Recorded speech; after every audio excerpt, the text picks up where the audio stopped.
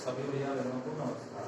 देखो कल हमने अपनी दूसरी क्लास में पदार्थ के गुण, पदार्थ के अभिलाक्षणिक गुण, उनसे अभिलाक्षणिक गुण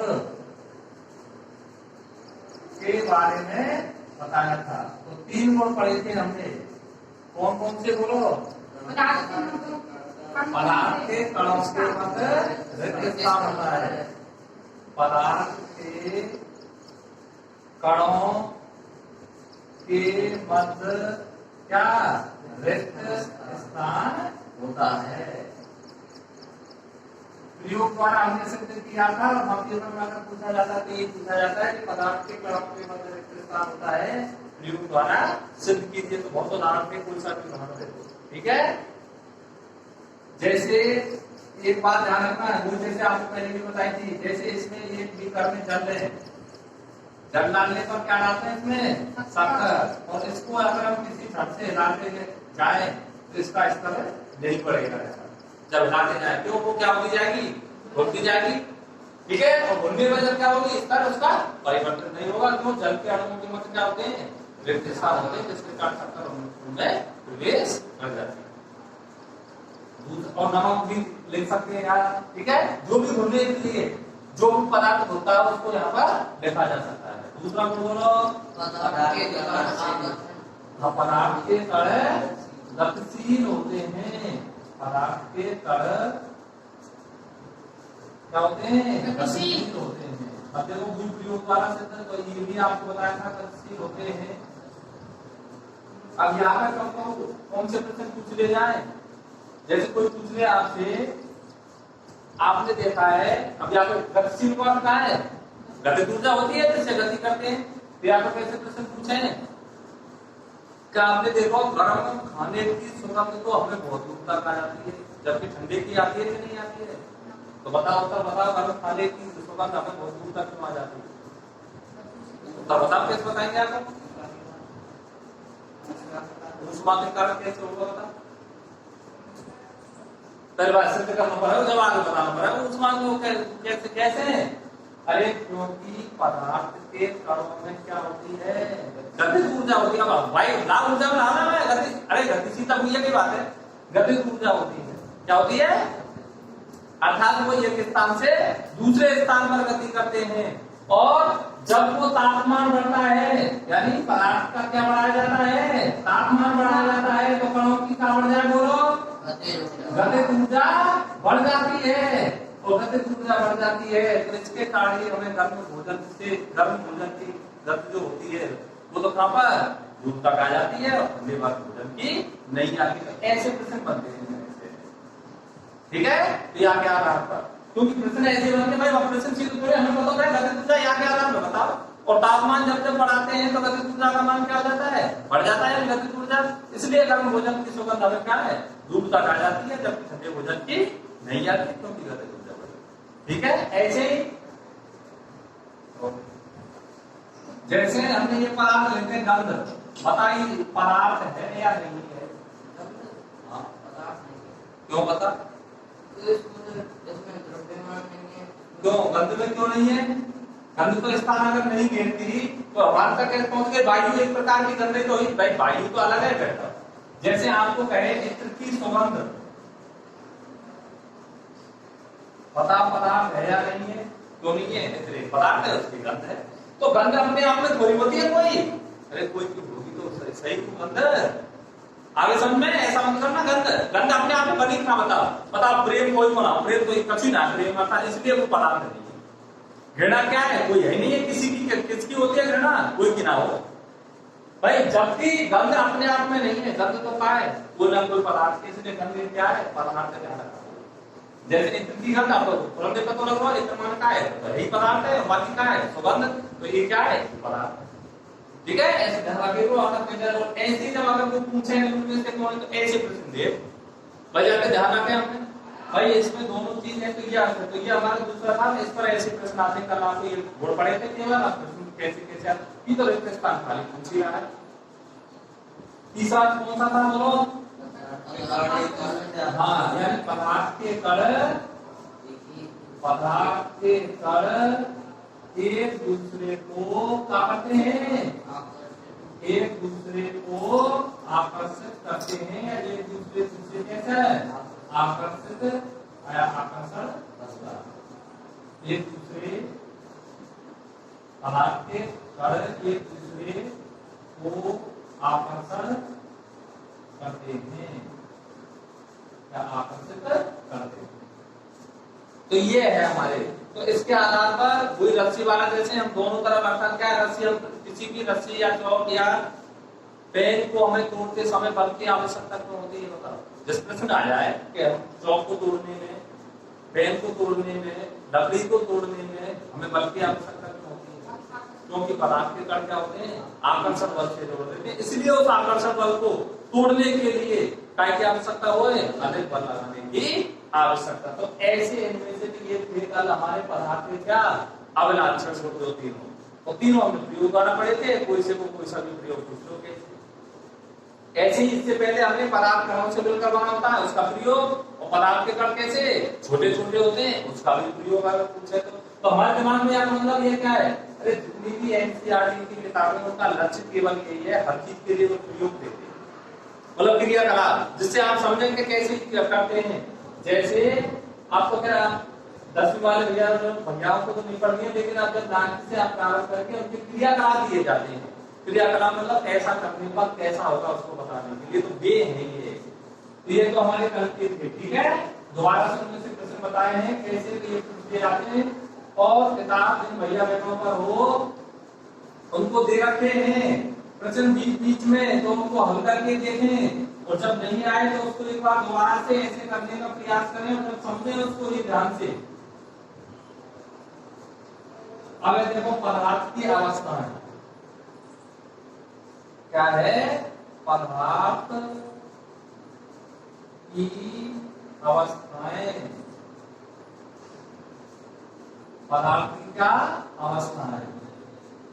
तो सब भैया बहनों को सामान्य रूप से याद है, पदार्थ की प्रमुख अवस्थाएं बताओ कितनी होती है, 3।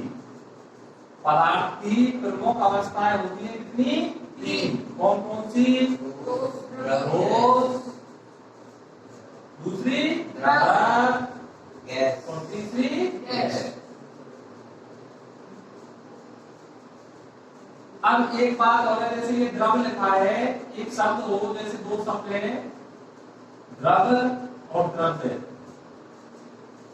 हाँ करो, दोनों अंतर बता कहां का है, दोनों द्रव और द्रव्य। भाई ऐसे कैसे कर रहे हो, आपने तो पढ़ चुके हैं दोनों शब्दों में। द्रव्य पदार्थ की अवस्था है, द्रव्य पदार्थ है, जबकि ये पदार्थ की अवस्था है। क्योंकि कई बार ऐसे बोल होता है जहां लिखा आता है द्रव्य की अवस्था है, द्रव्य की अवस्थाएं, तो जब आता है तो ये है, तो ये 3 प्रमुख अवस्थाएं कहलाती हैं, पदार्थ की ये 3 प्रमुख अवस्थाएं कहलाती हैं, ठीक है। और इनके अलावा भी पदार्थ की 2 और अन्य अवस्थाएं मानी गई हैं। 2 अन्य कौन कौन सी, प्लाज्मा, और दूसरी कौन सी, बॉस-आइंस्टीन कंडेंसर, अर्थात BEC, बॉस-आइंस्टीन कंडेंसर, या अर्थात ये है। तो ये 5 अवस्थाएं मानी गई हैं। अब हमारी प्रमुख रूप से तो जो हमें अध्ययन करना है वो तो किसका, 3 अवस्थाओं का अध्ययन करना है, और अंतर के आधार पर करना है। जैसे अभी हम इससे बोर्ड पढ़ेंगे 3 अवस्थाओं के, तो वहां पेपर में जब पूछा जा रहा है कि ठोस, द्रव और गैस अवस्थाओं में या तो भिन्न गुणों के आधार पर अंतर कीजिए, या गुणों के आधार पर क्या कीजिए, अंतर स्पष्ट कीजिए। तो चलो पहले इनको तीनों को तो हमने पढ़ना है, लेकिन इनकी सामान्य बात कर लेते हैं। ये 2 अवस्थाएं इनके बारे में हम जानते हैं, चलो पहले इनकी देखते हैं, फिर 2 अवस्थाओं का देखा जाएगा बात। तो कैसे, चलो बात उनकी तो हम पढ़ेंगे अंतर में, ये अलग से पूछी जाती है। तो प्लाज्मा, इस भैया को याद है प्लाज्मा क्या है? नहीं, वो तो अवस्था है, अवस्था की बात कर रहे हैं, रुद्र वाली थोड़ी अवस्था। बात सही है, दैनिक जीवन में प्लाज्मा, अब देखो प्लाज्मा का अर्थ एक तरह से हुआ ना तो ये ठोस है और ना ही क्या है ये द्रव, वो प्लाज्मा है। जैसे सूर्य चंद्रमा को जब हम देखते हैं या तारों को देखते हैं तो हमें कैसे महसूस होते हैं बताओ? वो द्रव गैस में से ठोस से लगते हैं ना, वो ठोस नहीं है, वो क्या है प्लाज्मा, यही चमकता है। आ गई? और किसके कारण? उच्च तापमान के कारण। तो ये किसमें दिया कैसे? मतलब वो कह रहा है प्लाज्मा बनता कैसे है, तो वो है प्लाज्मा, ये क्या है प्लाज्मा? ये है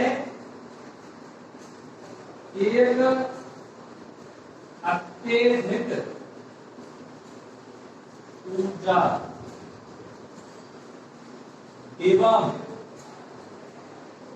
उत्तेजित कण होते, कण है ये। मतलब जो प्लाज्मा है ये अत्यधिक क्या ऊर्जा वाला और कैसे उत्तेजित कण होते। मतलब जो प्लाज्मा जिस पदार्थ है ये कण, भाई पदार्थ क्या है? कण ही तो है। पदार्थ क्या है? कण। और पदार्थ क्या पढ़ रहे हैं हम? अवस्थाएं।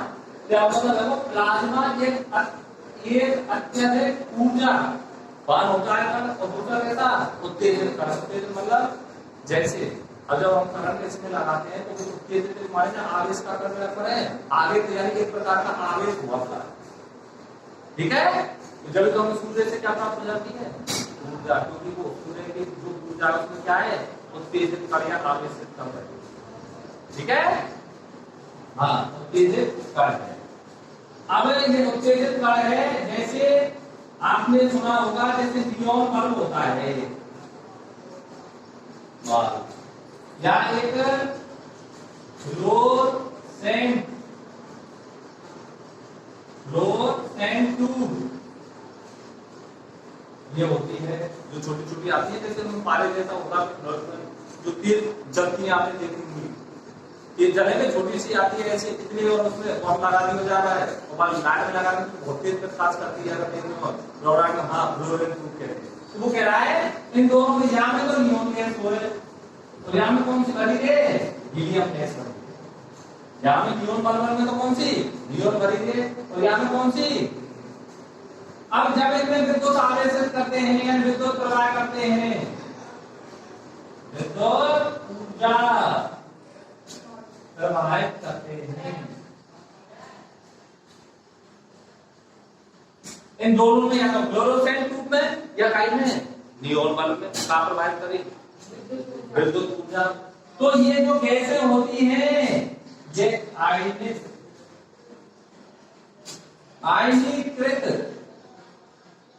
या आवेशित हो जाती है,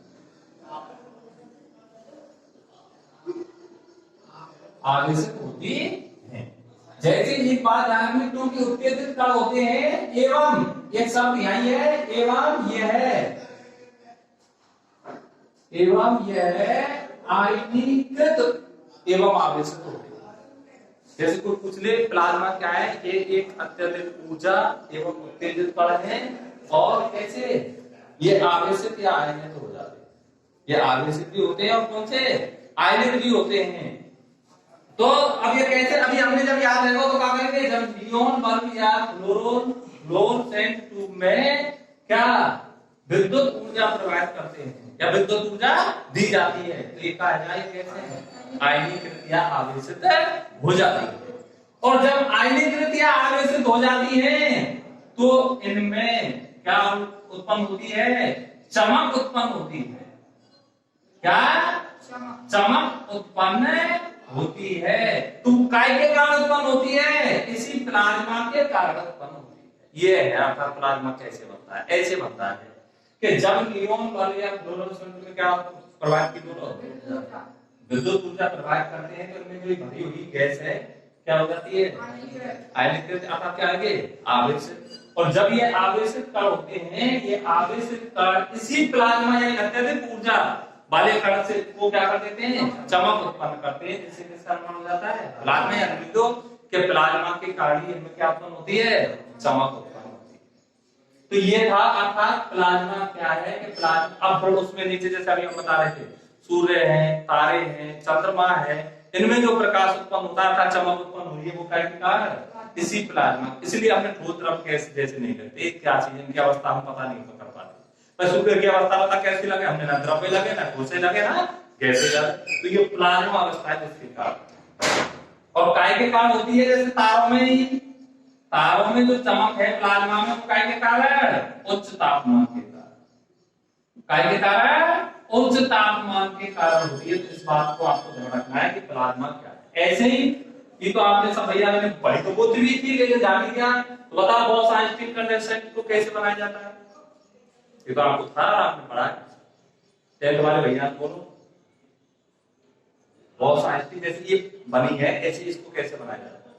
अरे आपने पढ़ तो लियो, सामान्य वायु से, सामान्य वायु के घनत्व से 1,00,000 कम, सामान्य वायु के घनत्व से कितने? 1,00,000 कम घनत्व वाली सामान्य वायु के घनत्व से कितनी? 1,00,000 कम घनत्व वाली गैस को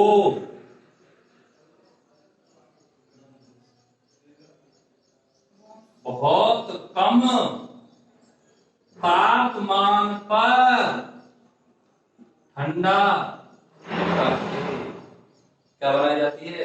बोस-आइंस्टीन कंडेंसेट बनाई जाती है। मतलब सामान्य वायु हमारी आप घनत्व 10 है, 20 कितना भी हो, घनत्व से कितना? 1,00,000 कम घनत्व वाली गैस लेंगे और बाकायदा है बहुत कम तापमान पर ठंडा करेंगे। और जैसे ही वो ठंडा हो जाएगी तो जमकर कौन सी अवस्था बनाई देगी? बोस-आइंस्टीन कंडेंसेट अवस्था बना। तो ये तो दो ऐसे अलग से अवस्थाएं थी जिनका निर्माण हुआ है। तो ये तो द्रव्यमान ठोस ऐसे, ये और घनत्व हमने आपको अर्थात पहली क्लास में बताया था। क्या है घनत्व माने? बोलो आप। अर्थात वो बोलो सूत्र अपना, द्रव्यमान बटे आयतन। रेडवे का जरूरत है द्रव्यमान, ऐसे में तो ध्यान रखिए तो द्रव्यमान बटे आयतन। बोलो क्या वो केजी बटे एम। द्रव्यमान का मतलब क्या है? केजी, और यहाँ का मतलब मीटर की। तो अगर आप परिभाषा बनाएंगे तो बताओ कैसे बनाएंगे? कोई पूछ ले तो घनत्व क्या कहते हैं? परिभाषा पूछ ले तो मात्रा कह दो, परिभाषा पूछे तो बता कैसे बनाएंगे? हमने कई सूत्र आना चाहिए, सूत्र की परिभाषा बने। ऐसे अगर जो चार चीज को हमने सूत्र याद है तो परिभाषा याद के बनाते हैं सूत्र के। ऐसे 10 में कम से कम आप 20 परिभाषा पढ़ेंगे, जाकर सूत्र है और बाकी का है परिभाषा। तो सूत्र याद होना चाहिए, परिभाषा अपने आप आ जाए। बताओ कैसे?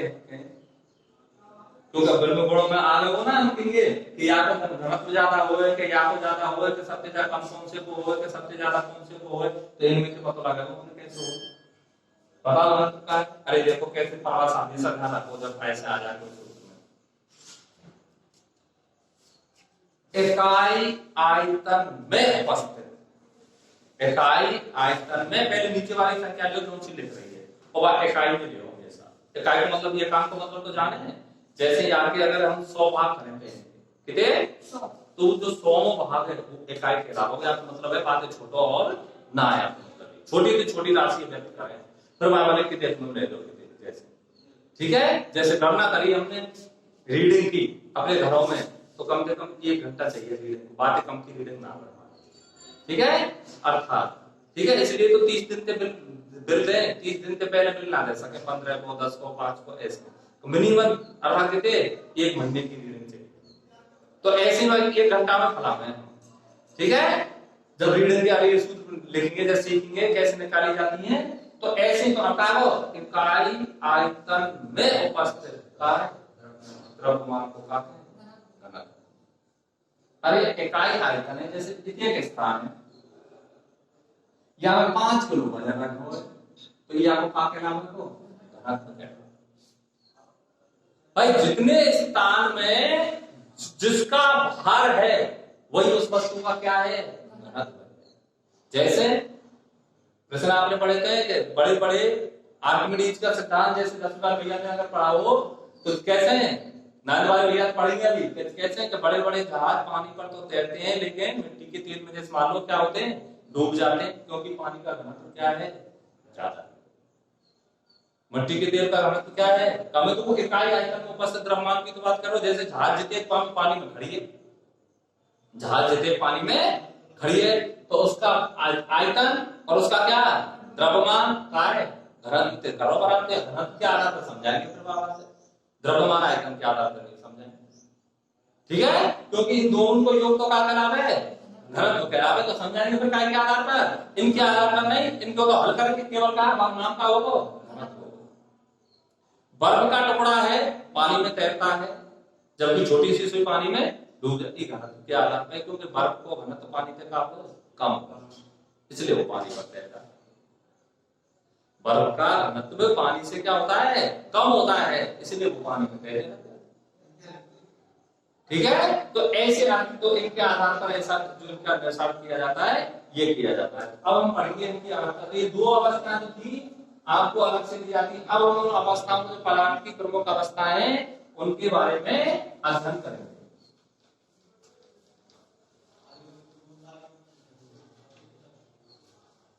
पदार्थ की अवस्थाओं के बारे में अध्ययन करेंगे।